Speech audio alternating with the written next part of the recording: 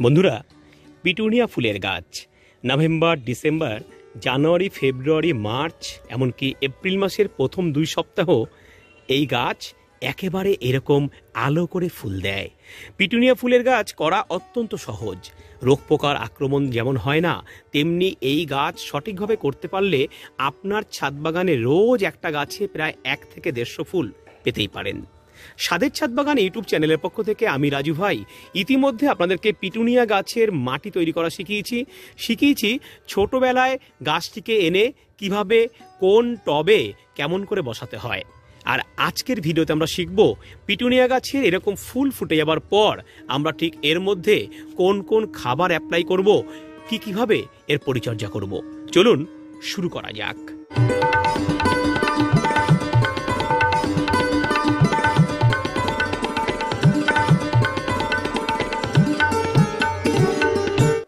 ভিডিওটি শুরু করার আগে অনেক ছাদ বাগানি বন্ধুরা জানতে চেয়েছে, রাজু ভাই তোমার ছাদ বাগানের পিটুনিয়ার মতন আমার ছাদ বাগানের পিটুনিয়া কেন ঝাঁকড়া হয়নি সেটা বলে দাও।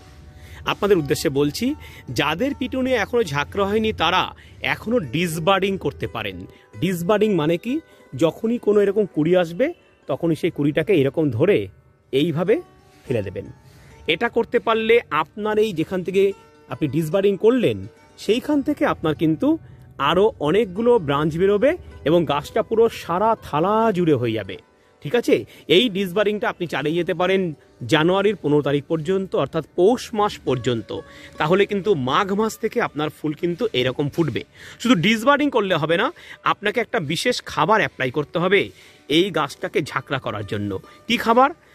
ন্যানো ইউরিয়ার 1 ml 1 লিটার জলে গুলে সপ্তাহে 2 দিন স্প্রে করবেন। আর সপ্তাহে 2 দিন অন্তত এর গোড়ায় এনপিকে 05234 1 গ্রাম, আর আপনাকে দিতে হবে তার সাথে অ্যাগ্রোমিন ম্যাক্স বা যে কোনো মাইক্রোনিউট্রেন্ট 1 গ্রাম। এই দুটো ভালো করে মিশিয়ে আপনি সপ্তাহে 2 দিন দেবেন। আর সপ্তাহে 2 দিন ন্যানো ইউরিয়া স্প্রে করবেন 1 ml 1 লিটার জলে গুলে। তাহলেই কিন্তু গাছ কিন্তু ক্রমশ এরকম ঝাঁকড়া হয়ে উঠবে। আসলে পিটুনিয়া গাছের সর্ষের খোল দিলে সেই গাছের পাতা আস্তে আস্তে কিন্তু হলুদ হয়ে যায়, তাই সর্ষের খোল দিতে আমি বারণ করব পিটুনিয়া গাছে। ঠিক আছে, এইবার আসি এইরকম ফুল ফুটে যাবার পর আমরা ঠিক কিরকম পরিচর্যা করব। বন্ধুরা, যাদের গাছের ফুল এরকম ফুটে গেছে তারা কিন্তু আর 2 সপ্তাহ এনপিকে 05234 চালিয়ে যান। ডোজ হবে 1 গ্রাম 1 লিটার জলে গুলে ভালো করে সেই জলটা প্রত্যেকটা গাছের গোড়ায় 200 ml করে দেবেন। যদি বেশি মাটি শুকিয়ে যায় তাহলে 300 ml দেবেন। ভুলেও কিন্তু বেশি জল বা বেশি সার মিশ্রিত জল পিটুনিয়া গাছে দিতে যাবেন না যাদের গাছ মাটির মিডিয়ায় রয়েছে। আমার গাছ কিন্তু সম্পূর্ণ মাটির মিডিয়ায় রয়েছে, তাই বেশি কিন্তু জল একেবারেই দেবেন না। আর প্রচণ্ড রোদ্দুরে রাখুন গাছগুলোকে, তাহলে কিন্তু গাছগুলো থেকে কিন্তু প্রচুর ফুল কিন্তু আপনার মন ভরিয়ে দেবে। নাম্বার 2, এখন যেই ফুলগুলো একবার ফুটে গিয়ে যখন শুকিয়ে যাবে ঠিক সেই সময় আপনারা শুকনো ফুলের পিঞ্চিং করুন। কি করে করবেন দেখাবো আমি আপনাদেরকে। দেখুন, যেই ফুলটা শুকিয়ে যাচ্ছে, বয়স্ক হয়ে গেছে, সেই ফুলটাকে আপনি এইভাবে ছেটে ফেলুন। এই দেখুন বন্ধুরা, এই যে আমি দেখাই, এই যে ফুলটা দেখছেন শুকনো হয়ে গেছে, এই ফুলটাকে কিন্তু বৃন্ত শুদ্ধ আপনাকে কিন্তু ছেটে ফেলতে হবে। এই যে বৃন্ত শুদ্ধ ছেটে ফেললাম আমি। এই ফুলটাকে যদি আপনি এইভাবে ছিটতেন, শুধু বৃন্তটা রয়ে যেত এর ভেতরে, আর ফুলটা যদি ছিটতেন তাহলে এই বৃন্তের এখান থেকে কিন্তু একটা ছোট্ট ফল হতো। সেটা এখন আমার দরকার নেই। এইটা কেটে ফেলার জন্য এর গোড়া থেকে কিন্তু আমার আরও 4-4টে ডাল বেরোবে। একই রকমভাবে যেগুলো ফুটে গেছে আমি দেখাই, আমি এই দেখুন যেগুলো শুকিয়ে গেছে এইখান থেকে ধরে এইভাবে কাটবেন। তাহলে কিন্তু আপনার এই গাছের গোড়া থেকে আরও অনেক ফুলের সৃষ্টি হবে। আপনার গাছ কিন্তু ক্রমশ আরও সুন্দর হয়ে উঠবে। এটা কিন্তু আপনারা অবশ্যই ফলো করবেন।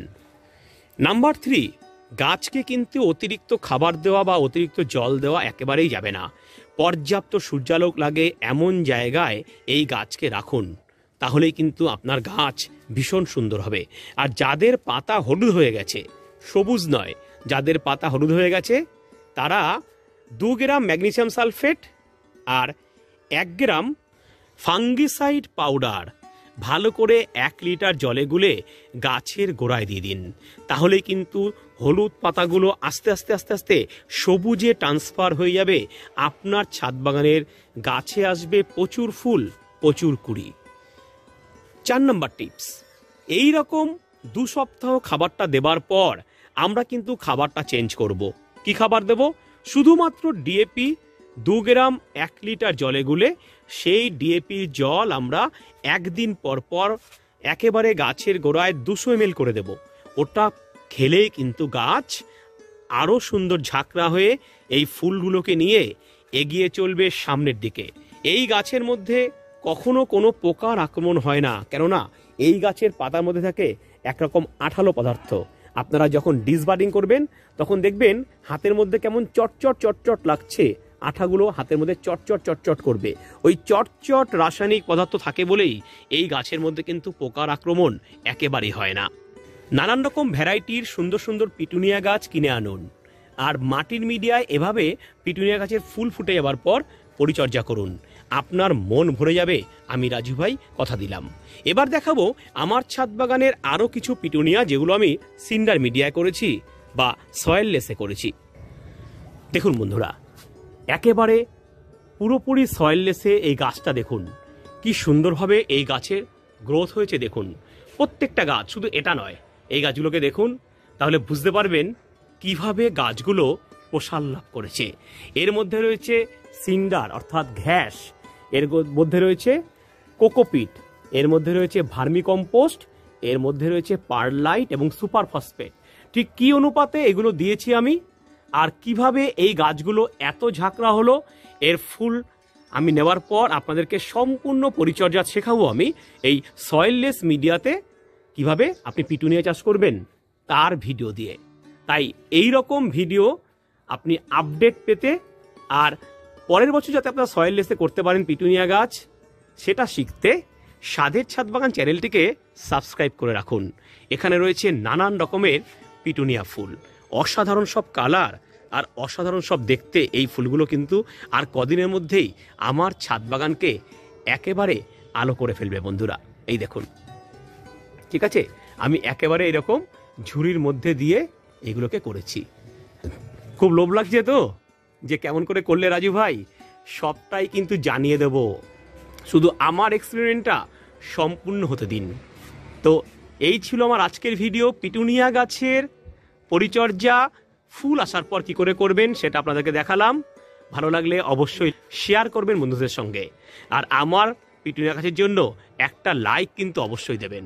আর এই রকম টাইপের ভিডিও পেতে সাবস্ক্রাইব করবেন স্বাদের ছাদ বাগান ইউটিউব চ্যানেলকে। ভালো থাকুন বন্ধুরা, নমস্কার।